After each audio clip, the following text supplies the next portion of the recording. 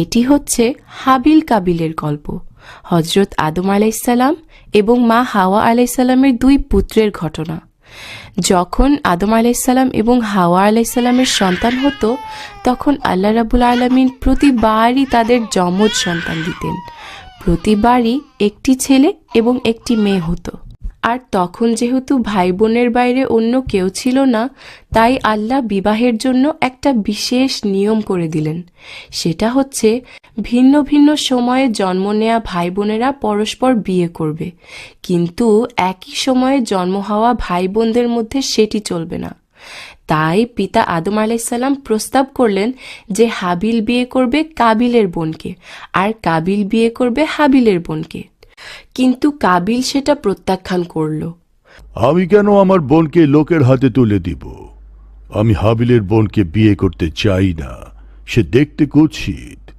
আমি বরং আমার আপন বোনকেই বিয়ে করব, সে অনেক সুন্দর। তখন নবী আদম আলাইসাল্লাম বললেন যে তোমার নিজের বোনকে বিয়ে করা আল্লাহর নিয়মের বিরুদ্ধে।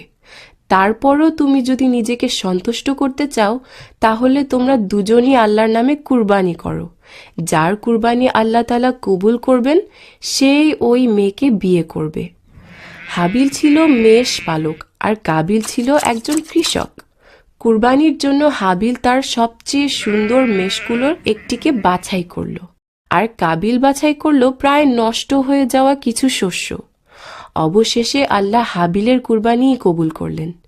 এই ঘটনা কাবিলের রাগ আরও বাড়িয়ে দিল। এই সব কিছু তোমার জন্য হয়েছে।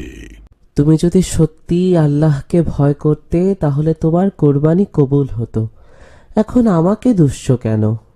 আমি তোমাকে হত্যা করব। তুমি যদি আমাকে হত্যা করার জন্য হাত তোলো, পাল্টা তোমার উপর হাত তুলব না, কারণ আমি আল্লাহকে ভয় করি। এরপর কাবিল হাবিলকে সজোরে আঘাত করে এবং এতে সে মারা যায়। কাবিল পৃথিবীতে সর্বপ্রথম হত্যাকাণ্ডটি ঘটায়।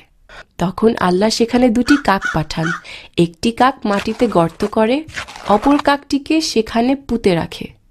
তখন কাবিলও একইভাবে তার ভাইকে মাটি দিয়ে ঢেকে দেয়। দেখলে তো আমিনা, হিংসা কাবিলের অন্তরকে কিভাবে বিষিয়ে তুলেছিল যে শেষ পর্যন্ত সে তার ভাইকে হত্যা করে। এই গল্প থেকে তুমি আর কি শিক্ষা পাও?